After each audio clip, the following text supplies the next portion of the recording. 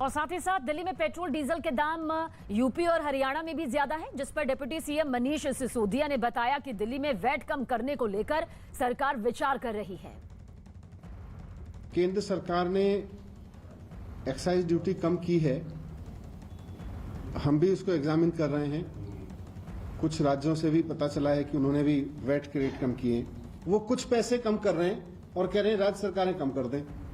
राज्य सरकारें तो वैसे ही अपने संसाधनों के लिए रो रही हैं। राज्य सरकारों के पास तो वैसे ही संसाधन कम है, तो वैसे में राज्य सरकारें तो कम कर लें, लेकिन सेंट्रल गवर्नमेंट ने जो 15 रुपए से 34 रुपए बढ़ाया था उसमें से बस छोटा सा कम करेंगे, तो ये तो ठीक नहीं है। हम इसको एग्जामिन कर रहे हैं, दिल्ली पे क्या फर्क पड़ेगा, दिल्ली क्या कर सकती है, दिल्ली में कैसा हो सकता है, उसको एग्जामिन कर रहे हैं। और राजस्थान में पेट्रोल के दाम आसमान छू रहे हैं। राजस्थान में वैट ज्यादा होने की वजह से पेट्रोल डीजल सबसे ज्यादा यहां पर महंगा बिक रहा है, जिस पर राजस्थान पेट्रोलियम डीलर एसोसिएशन ने राजस्थान सरकार से वैट घटाने की मांग की। केंद्र सरकार के पेट्रोल डीजल पर एक्साइज ड्यूटी कम करने के बाद में अब राजस्थान के अंदर देश का सबसे महंगा पेट्रोल डीजल भी बिक रहा है।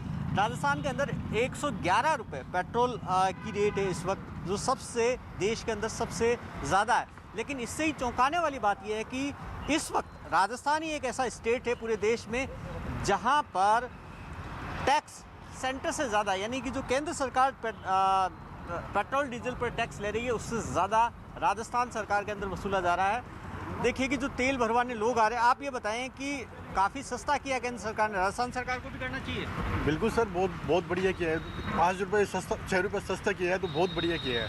लेकिन जो टैक्स ले रही है केंद्र सरकार उससे भी राजस्थान सरकार ज़्यादा ले रही है, वो गलत है, वो गलत है सर। राजस्थान सरकार को भी कम करना चाहिए। बिल्कुल करना चाहिए।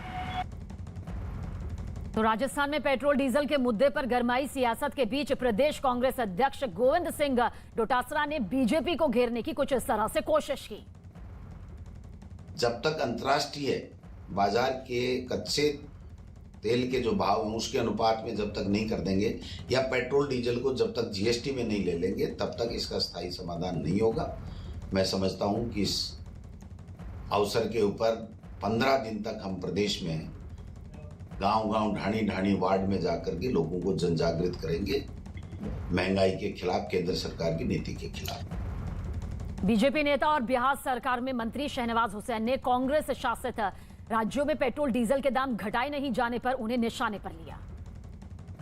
वैट की जो कीमतें हैं, जो बीजेपी की ओर से आरोप लगाया जा रहा है, कांग्रेस शासित राज्यों में वो दाम नहीं घटा रहे हैं पेट्रोल और डीजल के। देखिए, प्रधानमंत्री जी ने एक्साइज ड्यूटी घटा के एक बड़ा संदेश दिया, पूरे देश में इसका स्वागत हुआ।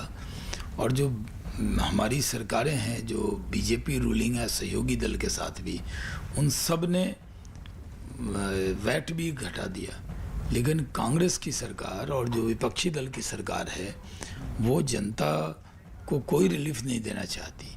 वो सिर्फ भाषण देते हैं, लेकिन जब दाम घटाने का मौका आया, कीमत घटाने का मौका आया, तो वो चूक गए। ये बहुत दुर्भाग्यपूर्ण है। वहीं बीजेपी नेता दुष्यंत गौतम ने आरोप लगाया कि कांग्रेस शासित राज्यों में वैट नहीं घटे, जिससे वहां लोगों को पेट्रोल डीजल के दामों में राहत नहीं मिली। पेट्रोल डीजल की जो कीमतें हैं वो घटाई गई हैं, कांग्रेस शासित जो राज्य हैं वह अभी आनाकानी कर रहे हैं या वह कम कर रहे हैं। देखिएगा, मुझे बड़ा दुख हो रहा है कि लोग घिनौनी राजनीति कर रहे हैं। अगर हमारे शासन में पेट्रोल डीजल का रेट तो ओपन रेट था, वो मार्केट के हिसाब से रेट था। मुझे बड़ी खुशी होती है कि नरेंद्र मोदी जी के अंदर जो सरकार चल रही है उसने 1 रुपये का भी भ्रष्टाचार नहीं किया। पैसा आया है तो खजाने में जमा हुआ है। इन्होंने कभी भी नहीं पूछा कि हमने 85 करोड़ लोगों को भोजन कैसे दिया। इन्होंने कभी नहीं पूछा विश्व के अंदर जब वैक्सीन बिक रही है 2.5-3 हमने कैसे सभी को फ्री वैक्सीन देने का काम किया। इन्होंने कभी नहीं पूछा सड़कों का निर्माण कैसे किया। इन्होंने कभी नहीं पूछा सेना को 7 सज्जा हमने किस प्रकार से की है, ये कभी इन्होंने नहीं पूछा। और वो लोग हम पे प्रश्न उठा रहे हैं जो जमानत 5,000 करोड़ की जमानत पे छूटे हुए हैं, जिन्होंने घोटाला किया है। और आज पेट्रोल डीजल का रेट जब हमने देश की संवेदना को देखते हुए कम कर दिया है, उसके बावजूद ये सरकारें जो राजनीति कर रही थी आज भी अपने पुराने रेट पे कमा रही हैं, अपना शोषण कर रही हैं, समाज का शोषण कर रही हैं, देश का शोषण कर रही हैं। इनको समाज और देश माफ़ नहीं करने वाला है।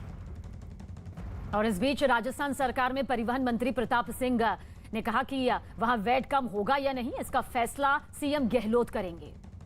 केंद्र सरकार के पेट्रोल डीजल पर एक्साइज ड्यूटी घटाने के बाद में राजस्थान पेट्रोलियम डीलर एसोसिएशन मांग कर रही है कि राजस्थान के अंदर भी वैट कटाया जाए। हमारे साथ हैं ट्रांसपोर्ट मिनिस्टर प्रताप सिंह खचरवास। प्रताप सिंह जी, राजस्थान में आप टैक्स केंद्र से ज़्यादा वसूल रहे हैं पेट्रोल डीजल पर। आप केंद्र सरकार की नीति नियत और झूठ, फरेब और धोखे की राजनीति पूरा देश देख रहा है, जो पढ़ा लिखा व्यक्ति जानता है।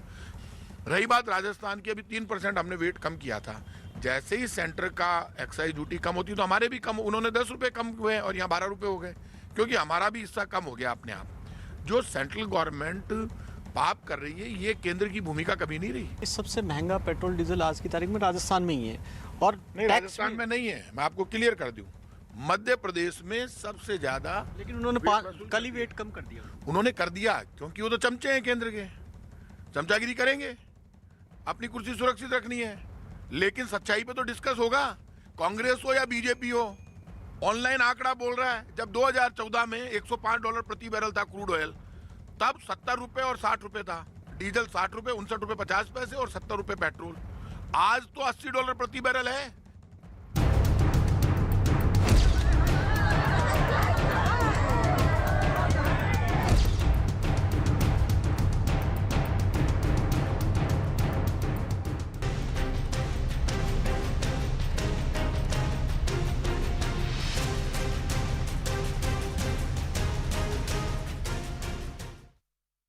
जहरीला जाम जिंदगी तमाम। जी हां, बिहार में 39 लोगों की मौत हो गई और आरोप है कि जहरीली शराब पीने की वजह से इन सभी की जिंदगी मौत में तब्दील हुई। अकेले बेतिया का जिक्र करें तो 15 लोगों की जान चली गई, जबकि गोपालगंज में मौत का आंकड़ा बढ़कर 13 हो गया। वहीं मुजफ्फरपुर में 6 लोग, जबकि हाजीपुर में 5 लोग अपनी जान गंवा चुके हैं। खबर है कि अब भी कई लोग बीमार हैं जिनका अस्पताल में इलाज जारी है। और इस बीच गोपालगंज और बेतिया दोनों जगहों के एसएचओ सस्पेंड भी कर दिए गए। मौत के मामले में अब तक 19 लोगों को गिरफ्तार किया जा चुका है, जबकि 10 एफआईआर भी दर्ज की जा चुकी है। पुलिस ने बाकी आरोपियों की तलाश भी तेजी से शुरू कर दी है। लेकिन किस तरह से ये जहरीला जाम जो है वो इंसानी जिंदगी पर भारी पड़ गया। 39 लोगों की जान चली गई, जिनमें देखिए परिवार में मातम पसर गया है। बिहार में भले ही शराबबंदी को लेकर पूर्ण बंदी की तस्वीर नजर आती हो, लेकिन हकीकत यही कहती है कि अंदर खेमे किस तरह से जहरीली शराब पीने की वजह से लोगों को अपनी जान यहां पर गंवानी पड़ रही है। तो जहरीली शराब का कोहराम कुछ ऐसा मचा कि लोगों की जिंदगी इसने लील ली। शराब ने लोगों की जिंदगी छीन ली। अब पीछे छूटे परिवार के सदस्य रो रो कर उनका बुरा हाल है, मातम पसरा हुआ है घर में। इसे लेकर जहां एक तरफ सियासत शुरू हो चुकी है, तो सवाल यही खड़ा हो रहा है कि पूर्ण शराबबंदी के बावजूद आखिर ये शराब यहां पर आती कैसे, और खास तौर से जहरीली शराब देखिए किस तरह से लोगों की जिंदगी यहां पर लील चुकी है। बिहार के बेतिया की ये तस्वीर है। पुलिस एक्शन मोड में है, गिरफ्तारियां भी इस पूरे बाबत की जा रही है। और सीएम नीतीश कुमार गोपालगंज में हुए जहरीली शराब कांड से बेहद नाराज हैं और उन्होंने पटना में अपने सरकारी आवास पर आनन फानन में उच्च स्तरीय बैठक भी बुलाई। और इस बैठक में आला अधिकारियों और विभागीय मंत्रियों को साफ साफ कड़ा टास्क देते हुए कहा गया कि अब लापरवाही किसी भी कीमत पर बर्दाश्त नहीं की जाएगी। नीतीश कुमार ने कहा कि छठ के बाद 16 नवंबर को शराबबंदी को लेकर विस्तृत समीक्षा बैठक की जाएगी।